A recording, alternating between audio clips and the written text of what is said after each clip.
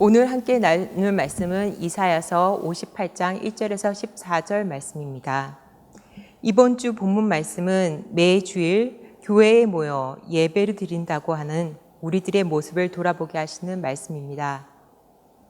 우선 본문의 시대적 상황을 보면 느헤미야 5장을 통해서 짐작할 수 있듯이 성전이 준공되고 정기적인 예배와 안식일이 지켜짐에도 불구하고 높은 세금과 지도층의 경제적 착취로 인해 계층이 생기고 이로 인해 어려움을 겪는 많은 백성들의 모습들이 사회적인 문제로 나타났으며, 또한 정치적으로는 페르시아 왕이 3번의 그리스 전쟁의 패배로 통치하던 나라들에 대한 정치력이 많이 약해진 상태에서 아하수에로가 죽고 이어서 아하삭스다가 황제로 등극합니다. 이러한 사회적 정치적 배경을 두고 선포되어지는 말씀입니다. 이번 본문의 내용을 자세히 보면 의미가 짝을 이루는 구절들이 있음을 볼 수 있습니다. 마치 화살 모양처럼 중심으로 좁혀져 들어갔는데, 만일 내가 너의 악을 제하면 내가 답하신다 라는 구절 말씀을 중심을 두고 시작과 끝, 앞과 뒤의 절들이 짝을 이루며 그 의미를 연결시켜주고 있음을 봅니다.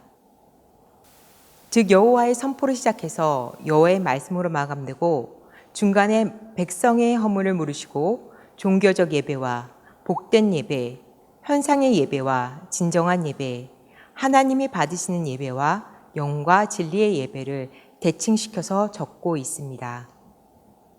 또 한 가지 관찰되는 부분은 말씀의 대상을 알 수 있는 지칭의 인칭 변화가 있습니다. 1절부터 4절까지는 귀한 자들에게 선포하시고 있고, 5절부터 12절까지는 귀한 자들과 왕에게 권면하십니다. 10장 3절에서 14절 귀한 자들에게 권면하고 또한 왕에게도 권면해 보는 말씀으로 보여집니다. 본문을 통해 더 자세히 보시겠습니다. 말씀의 대상이 여호와의 백성에서 모든 사람, 그리고 정치적 지도자, 즉 막 황제로 등극한 아닥사스다 황제까지 포함합니다. 그럼 본문으로 들어가서 대칭으로 기록된 내용을 따라서 함께 보시겠습니다. 여호와의 선포 1절, 내 백성들의 허물, 야곱의 집의 죄. 마지막 절, 여호와의 입의 말씀이니라 와 짝을 이루는 말씀입니다. 크게 외쳐라. 목소리를 아끼지 말라.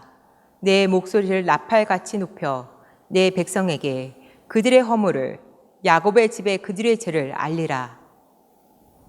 시대적 혼란으로 큰 소리로 외치지 않으면 못 듣는 상황입니다.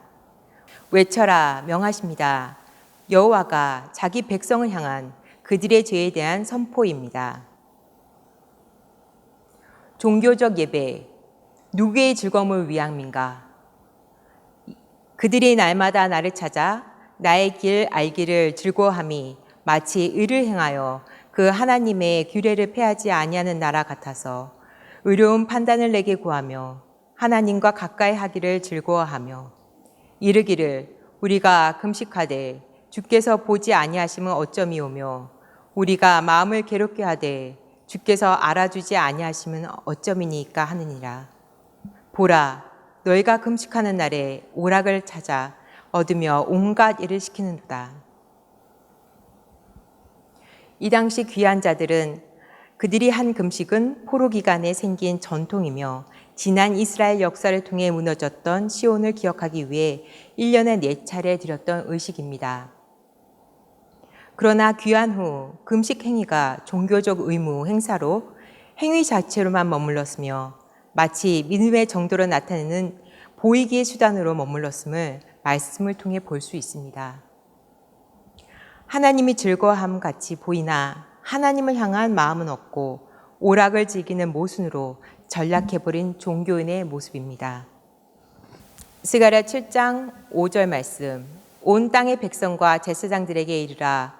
너희가 70년 동안 5째 달과 7째 달에 금식하고 애통하였거니와 그 금식이 나를 위하여 한 것이냐.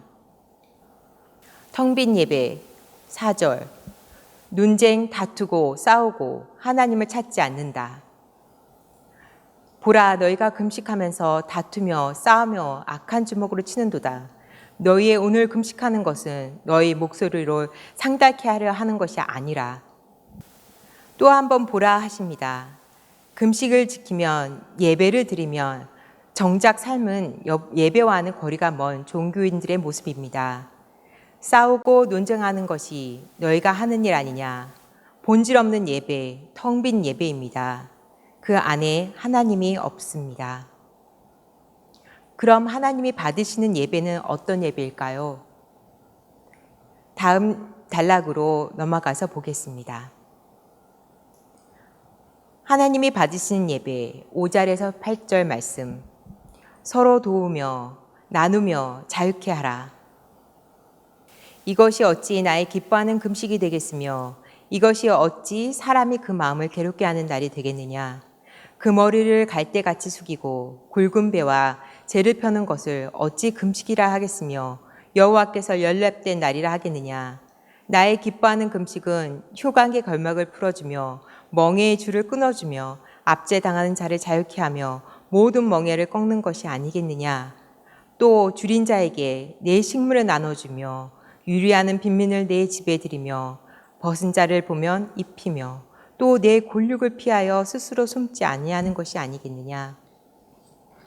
그리하면 내 빛이 아침같이 비출 것이며 내 치료가 급속할 것이며 내 의가 내 앞에 행하고 여호와의 영광이 내 뒤에 호위하리니. 1절에서 4절까지 종교인들의 민낯을 드러내고 반문을 통해 스스로 돌아보게 하셨다면 5절부터는 진정한 예배를 말씀하고 계십니다. 관찰하였던 2인칭 말씀이 7절부터는 남성 2인칭으로 바뀌며 대상이 귀한 자들과 지도자 아하삭스다를 동시에 권면하심을 볼 수 있습니다. 껍데기만 갖춘 보이기뿐인 금식을 여호와께서 받으시겠느냐. 내가 기뻐하는 금식은 흉악과 결박을 풀어주고 나누어줘라 말씀하십니다. 시작 부분에서 말씀드린 것처럼 느헤미야 5장을 통해서 그 당시 역사적, 사회적 배경을 확인합니다. 무거운 세금이 빚이 되고 동족끼리 경제적으로 착취하고 그들에게 가족과 친족과의 관계마저도 무너져버린 모습이 잘 나타나고 있습니다. 8절에서 표현되는 내 빚, 내 공의라는 단어들을 통해 이 부분의 말씀은 아닥사스다를 위한 권면임을 짐작할 수 있습니다. 비슷한 표현들이 이미도 만난 고레스와 다리우스에게 말씀하실 때 사용되었던 말씀이기도 합니다. 그래서 이 말씀은 또한 제국의 위기 상황에 황제로 등극한 아닥사스다, 그에게 하시는 말씀이기도 합니다. 고레스 다리우스와 같은 마음으로 백성을 긍휼히 여겨 무거운 세금, 빚, 부당한 행위를 금하고 공의를 세우며 너를 호위해서 영광을 채워주겠다는 말씀입니다. 이제 말씀의 중심 부분에 와 있습니다. 마치 활시위가 놓아지는 부분입니다. 중심 9절. 진정한 예배. 너희가 악을 제하면 너와 내가 화답한다. 내가 부를 때에는 나 여호와가 응답하겠고 내가 부르짖을 때에는 내가 여기 있다 하리라. 만일 내가 너희 중에서 멍에와 손가락질과 허망한 말을 제하여 버리고. 중간에 방점을 찍습니다. 응답하시고 함께 하신다.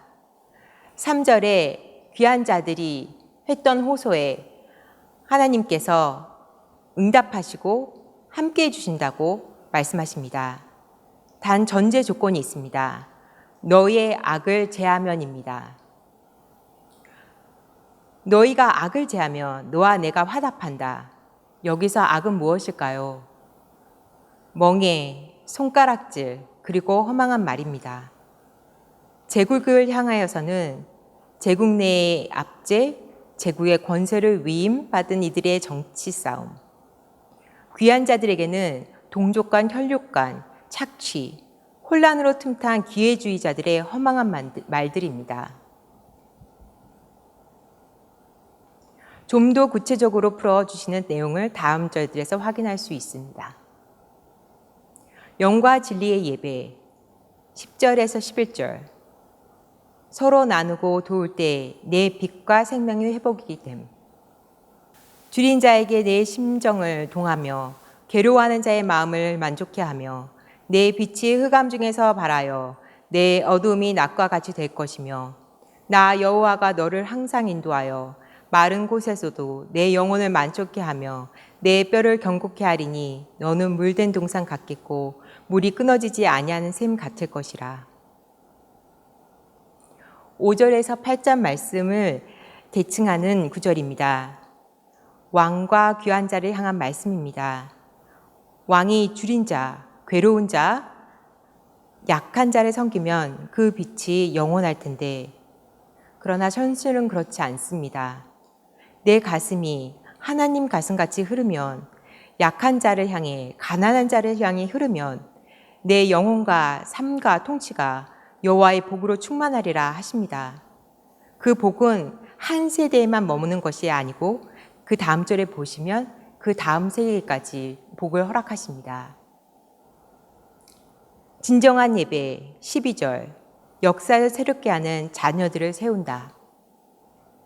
내게서 날 자들이 오랜 황폐된 곳들을 다시 세울 것이며 너는 역대의 파괴된 기초를 쌓으리니 너를 일컬어 무너진 데를 보수하는 자라 할 것이며 길을 수축하여 거할 곳이 되게 하는 자라 하리라. 내게서 날 자들은 즉 악을 버리고 진정으로 예배하는 자들의 자녀는 역사의 아픔을 치유하고 무너진 터를 세워 삶을 복되게 한다. 아닥사스다야 고레스 다리우스를 본받아 폐허된 예루살렘 회복을 원하는 가슴을 펼쳐라 라고 말씀하십니다. 복된 예배 13절에서 14절 내 사사로운 이익과 즐거움이 아니라 여호와의 기쁨입니다. 만일 안식일에 내 발을 금하여 내 성일에 오락을 행치 아니하고 안식일을 걸어 즐거운 날이라 여호와의 성일을 존귀한 날이라 하여 이를 존귀히 여기고 내 길로 행치 아니하면 내 오락을 굳히지 아니하면 사사로운 말을 하지 아니하면 내가 여호와의 안에서 즐거움 얻을 것이라 내가 너를 땅의 높은 곳에 올리고 내 조상 야곱의 업으로 기르리라. 2절에서 3절 말씀에 대칭되는 말씀입니다. 금식 안식일을 지키는 것이 마치 얼마나 여호와를 잘 믿는 것의 척도가 되어 모양새는 오락을 금하고 즐거운 날, 거룩하고 존귀한 날을 하지만 실제는 내 오락을 구하며 내 자신의 관심사만을 구하고 있습니다.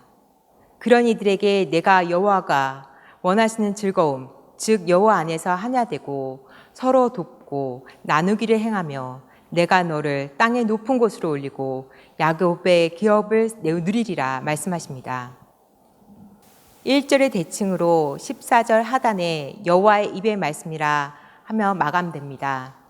마치 왕의 도장을 찍어 마감하는 듯 가슴에 찍히는 말씀입니다. 여호와의 입의 말씀이니라. 이제 말씀을 받는 대상이 당시 종교인이 아니고 왕이 아니고 우리가 됩니다. 어느 한 구절 한 구절 하나 나는 아니야 라고 할 수 없었습니다. 주일 예배를 빠지는 것이 의라고 생각하진 않습니다. 하지만 그 예배를 위한 기도와 사모함으로 준비하는 것이 보이기에 준비하는 시간이 더 많고 하나님 말씀보다 사람의 말이 더 두렵고 무섭게 다가오는 것이 저의 모습입니다. 누군가의 것을 착취하지는 않아도 내 가족, 내가 펴낸 사람들만 챙기는 모습들. 수년간 예배를 드린다고 했던 나에게 하시는 말씀입니다. 가증하다, 가증하다, 가증하다.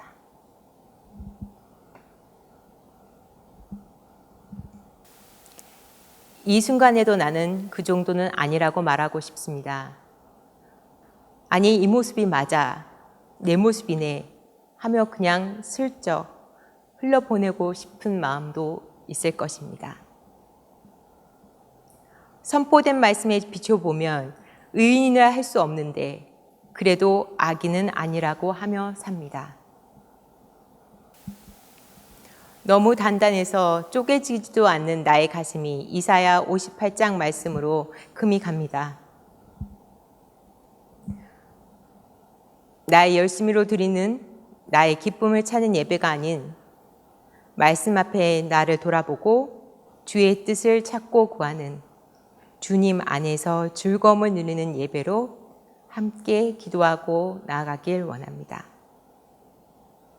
나눔 가이드, 우리는 매주 예배로 나옵니다. 우리의 예배는 무엇을 즐거워하여 나오나요? 나의 예배는 내가 즐거워하는 예배인지 하나님의 기쁨 안에 거하는 예배인지 함께 묵상하시고 나누시겠습니다. 기도하시겠습니다.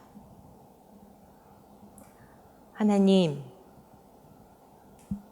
악인 중에 악인이 주의 말씀 앞에 섰습니다. 불쌍히 여겨주시고 겨자씨보다 작은 깨어짐이 온전히 주 안에서 이루어지게 하소서. 지금 이 순간 함께 하신 우리 주 예수 그리스도의 이름으로 기도드립니다. 아멘.